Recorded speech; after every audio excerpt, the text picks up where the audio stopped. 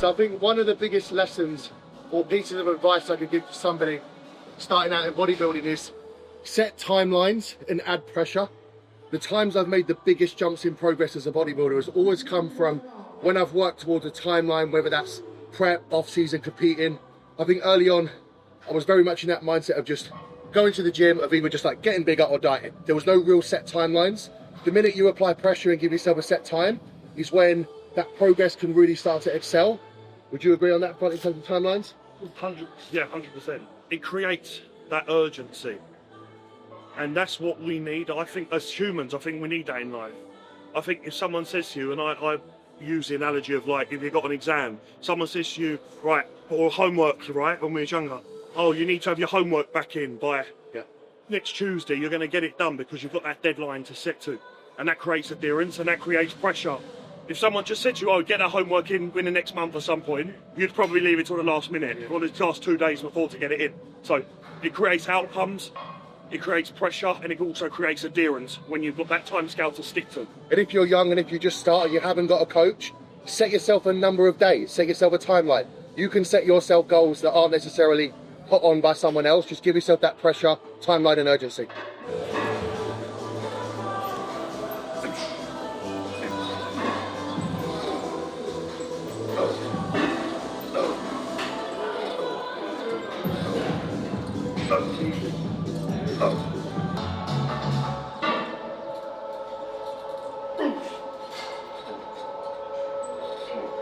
Back shots.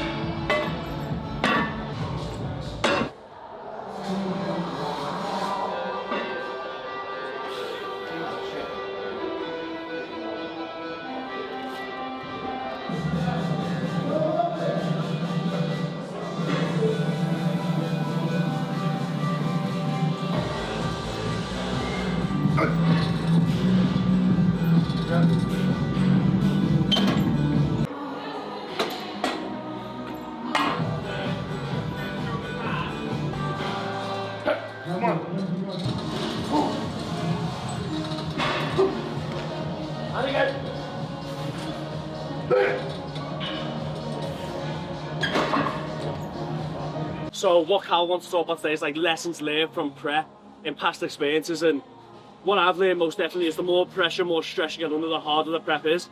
So the more you can be in a better position to start, it's going to definitely help you. But the more you can actually enjoy it and the less pressure you put on yourself, the less the work is that you have to put in. Like, I do feel like when you put so much internal pressure on yourself, the amount of sympathetic drive that heightens, then that just makes the process so much harder. We all know that the body doesn't respond to high stress situations, hence why in like peak week and things like that, we just really try and drop off as much quote-unquote fatigue and stress and inflammation as possible. So enjoying the prep, which is something I definitely did do last time when I was living with Cal, and I'm looking forward to it even more so now we're prepping with Cal, is something I'm really looking forward to, because I know he's going to get me in the best shape ever, so there's no pressure on my behalf and no pressure on his behalf, because I'll just do what he says. And again, I enjoy it, which I think again just alleviates the stress element of it. Whereas when people put so much pressure on themselves because they want to win and all this, I think inevitably it's going to hinder their physique. So that's what one of the biggest lessons I've learned.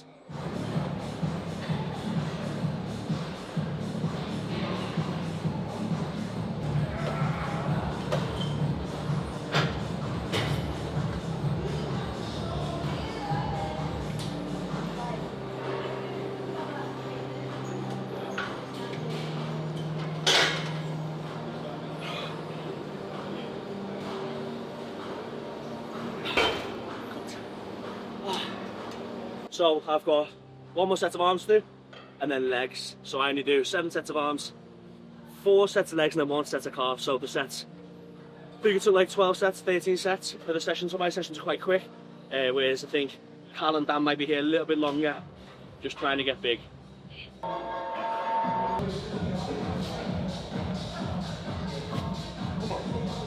Let's go. Let's hold that. See it, bro.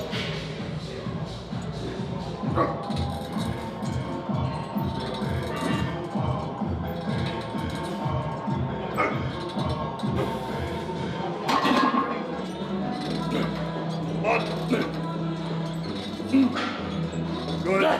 Keep them coming. More. There's 2 more at least. And again, and again, and again. Yes, yes, yes, yes. One! Come on! Finish, finish, yes. Way more productive. 100%.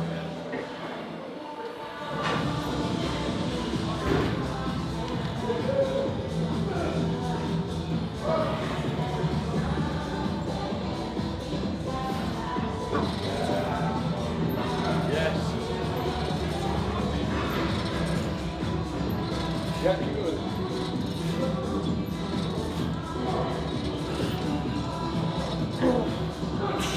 One. Two more legs. Again. 1 minute. All the way, all the way.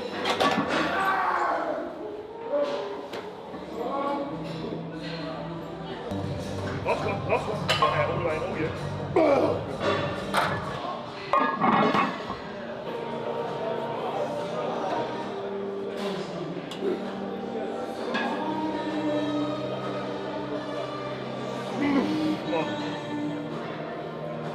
Come on. Yes. Bang! Come on. Again. One thing I wish I'd done earlier on when I was younger is probably travel to gyms like this a little bit more. Being around a different environment, being around different people, around different levels, rather than just training in the same gym for, you know, 3-4 years. When I first started training, just travel, go around, again, different environment, different kit, have a little bit of fun, be around high level people. Because without being around different individuals and good athletes, competitors, you won't fully understand the levels until you've seen them. Like, there's levels to the game, training intensity, physiques, knowledge, people with vast experience, 10 years of training, 5 years competing, competitive athletes, and just being around different environments will show you new levels. So I think it's similar to what Dan just spoke about, but I think there's a massive difference between seeing something online, seeing something in person, and a really simple way I can imagine it is like, I used to watch World's Strongest Man every year for Christmas, and the way I always think about it is, you look at what the deadlift world record was back then to what it is now. When people see something done, they then achieve it and go and do it, and that bar constantly gets raised and the levels go higher. So I think if you're thinking about competing, or you even have a physique that you want to aspire to look like, but nobody around your area or circle has that kind of physique or is in that environment, go to those places, see it, speak to that person, make it real, physically, in the flesh, and it brings you closer to that goal and also inspires you to work harder towards it.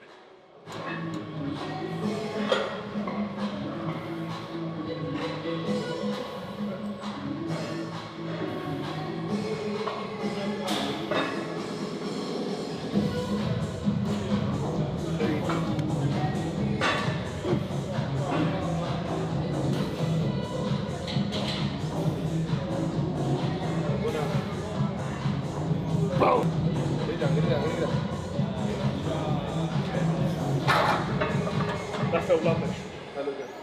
Eddie Hall, he's the first person to pull 500. How many people have now pulled 500 just because he did it once? Like, it takes one person to do something and then everybody else then goes towards that and realises it's possible. You can't understand something until you've experienced it. Yeah, I've seen it in the flesh. Yeah. Training intensive. Yeah.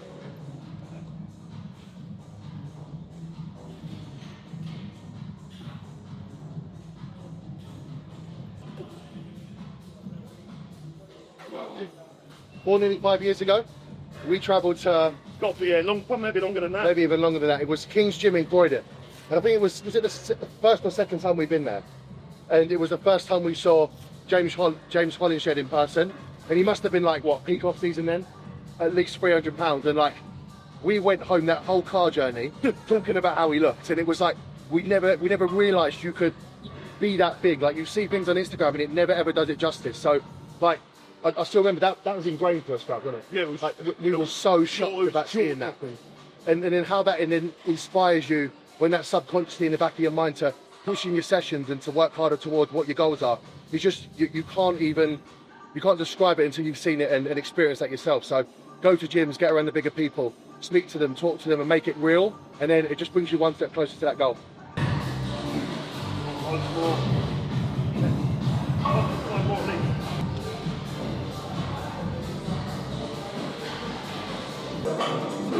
5 more to match. 5 more to match. Easy. Bang!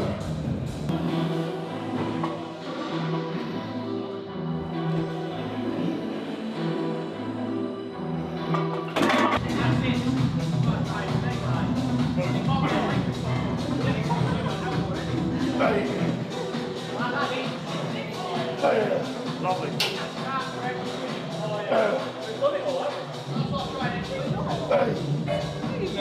Really nice.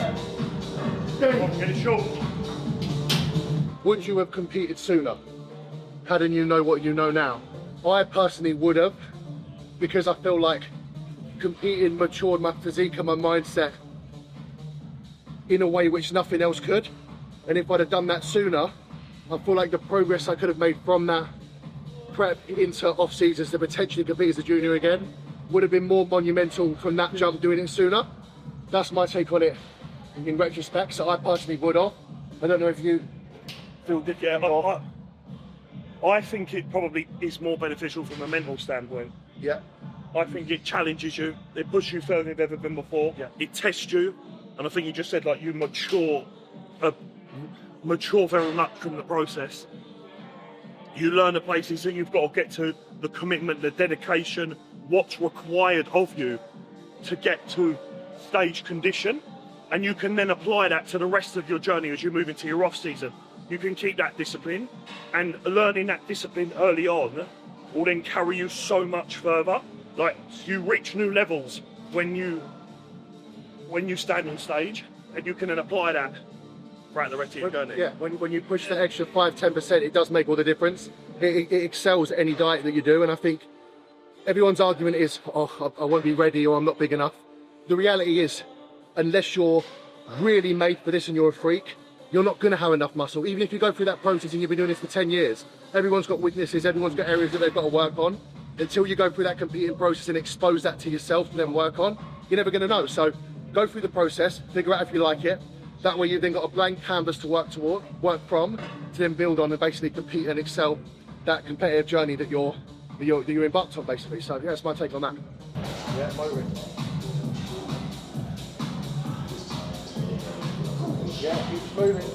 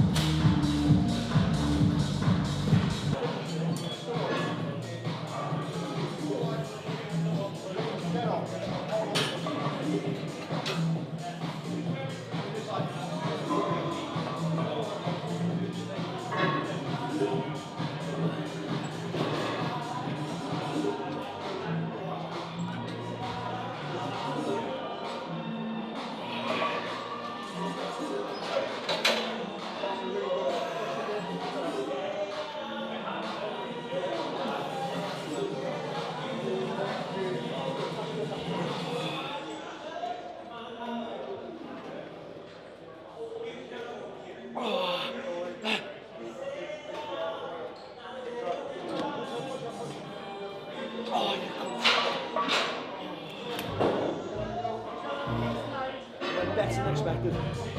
Well, that's it. Yeah, keep it moving now. Oh. Still moving.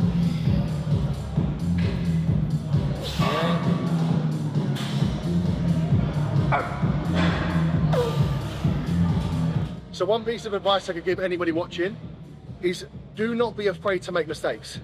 I think it's so common nowadays to see people drilling, this is how you should do a perfect off season, this is how you should do a perfect diet, or this is how you should do your post show.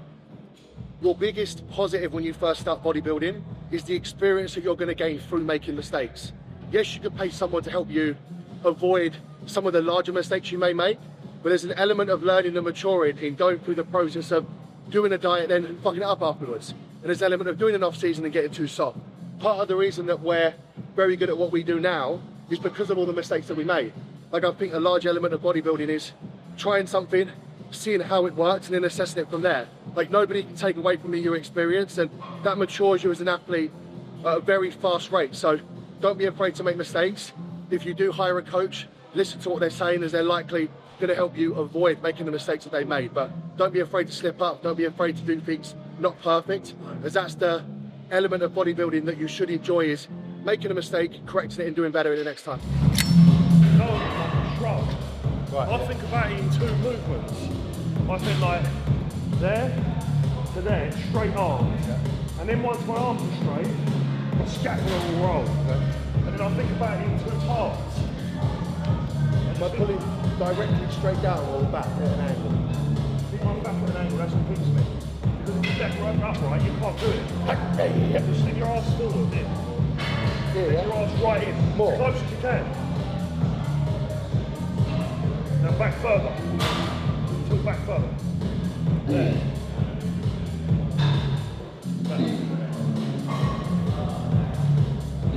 Leave your shoulders quite like a shrug. There you go. There. And just following on from what Cal said there, a huge part of it as well is trial and error. That's a big part of it early on. And I know I trialled loads of different methods early on. Like my first ever bulk off-season improvement phase, growth phase, I put on 6 stone in 6 months. 6 stone it was, 6 months. I remember weighing in every single night on a Monday night when I got to the gym. And that was my weekly weigh-in, and it was 6 stone in 6 months. And at that point, I was natural then as well. I was natural at that point too. And then after that, I got up to 19 stone I got up to. So 13 to 19 stone. And then after that, I went straight to doing tons of cardio. I went from moving within rep ranges of like 4 to 8. Everything across the board was 4 to 8. And then I moved to everything to 15 to 20s. And I lost all the fat, and I lost a shitload of muscle in the process too. And almost nearly went back to where I fucking started. So, and that was a tough lesson, because it was hard for me to push up and it was hard for me to come back down. So it was trial and error, and you learn through that, and you learn through your mistakes, just what you said. So, you know, be prepared to do that. Not exactly what I said, but be prepared to learn from your mistakes, and you then evolve from there forward. Yeah, I see so many people almost cripple themselves with mistakes that they make, like, oh, I've ruined the diet, or I've ruined my off season.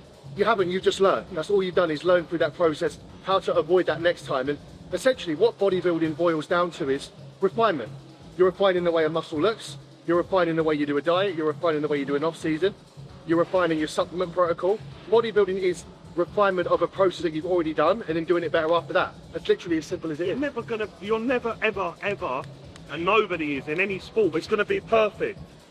In the first 1 year, 2 year, 3, 4, like, it takes a long time to have the adherence of a professional bodybuilder or a professional athlete. And every person that you see is at high level now was once starting out. So enjoy that process, and your expectation of being 100% in and being absolutely perfect, you know, it's a delusional expectation. So you have to go through the process of getting better and better and better every single year. Every year look back, and as long as you're getting better and you're constantly evolving, then that's all you can do. That's all you need to worry about, is just being better than you was the previous year. And that's essentially where the fundamental part of the enjoyment comes from. Like, I remember when I first ever did my first diet, like, I was so gassed to get through a week without eating off plan. I remember being so excited. I was like, I've done 7 days without chewing on my diet.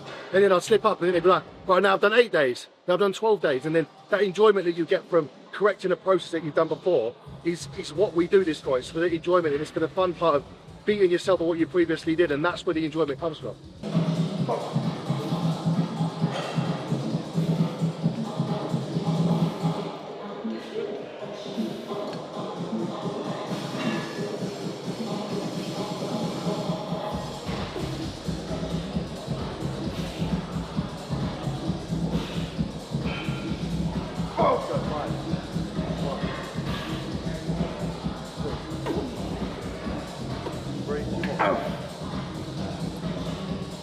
One more.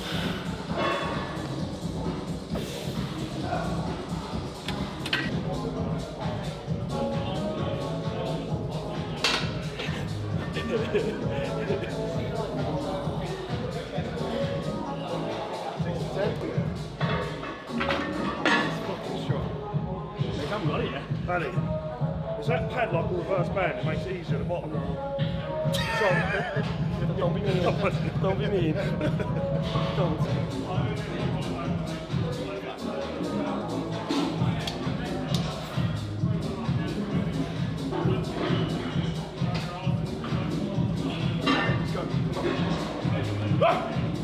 Come on.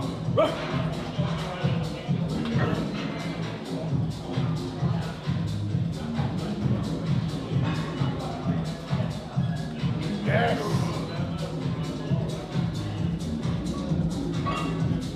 Come on. One more. Come on, Ali. Come on. Right through. Yes. Yes. Yeah. I'll do another set.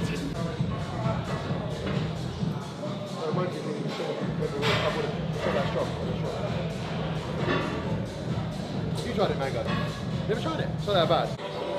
Come on, Ali.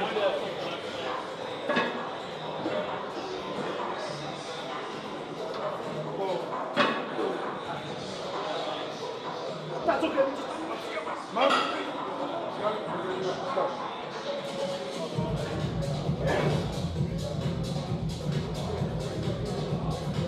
Come on, mate. A couple weeks in a row.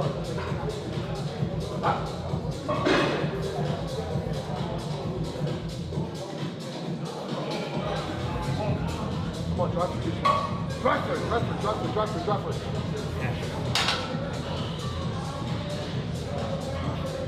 You still don't look on the camera. Yay.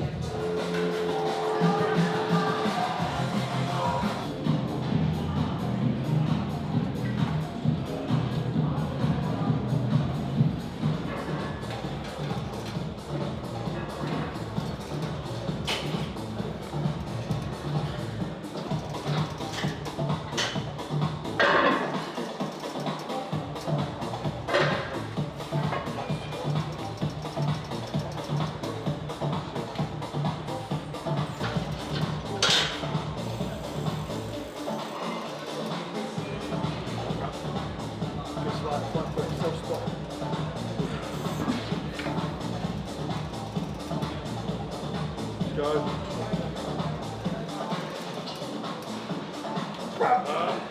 More in there now.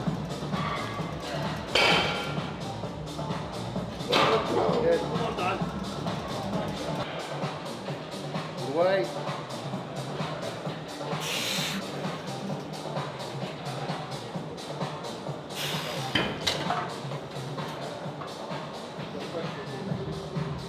When would you say was the biggest jump in your physique progress, and what change caused that biggest jump and growth? Not to say drugs. It's an honest answer. What could, If that's what it could probably drugs were cooler. Yeah.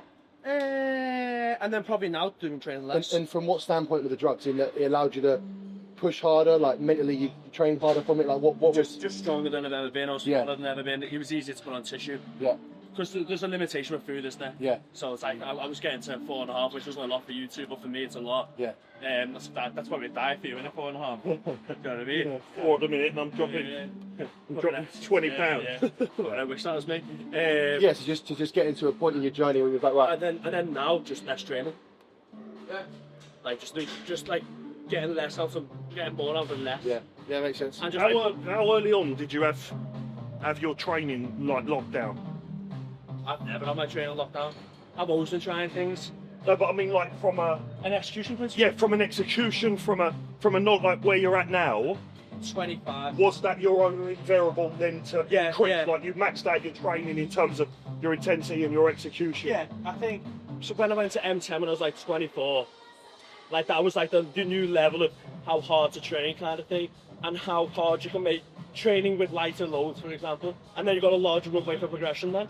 Yeah. So 25 and then just trying to get better every year from that. Yeah. And then obviously it's food and drugs, like it is for everybody really. There's no difference. I think say for all of us standard food guards if you create a diet. Yeah. Do you know what I mean? It's like it's standard. I think you can just get better at the training elements of it.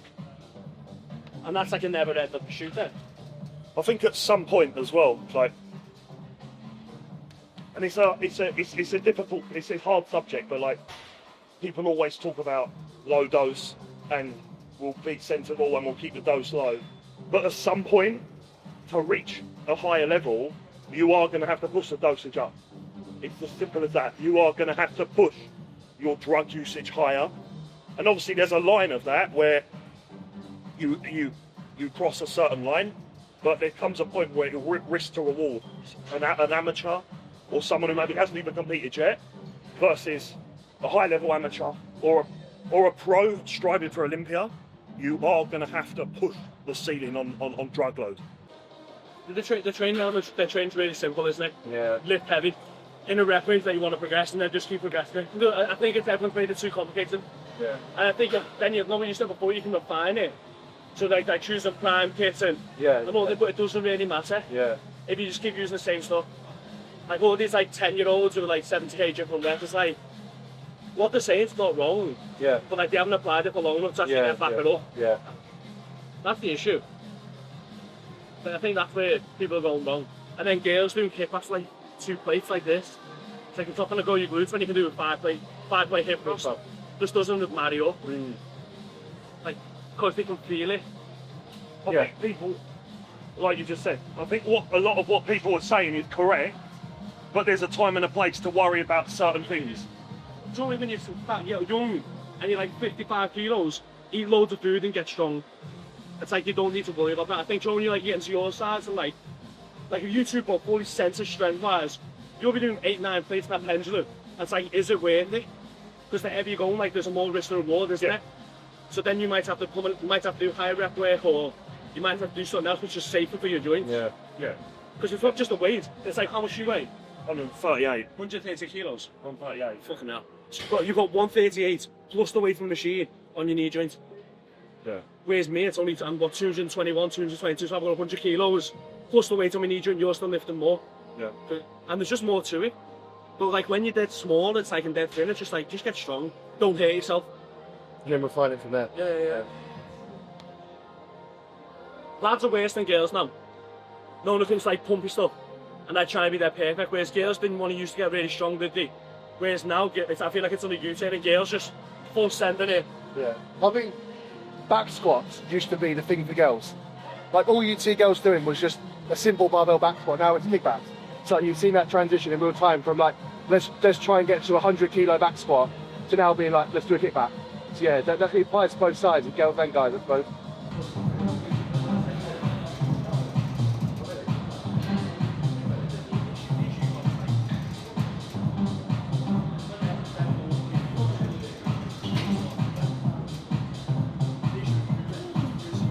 Ah.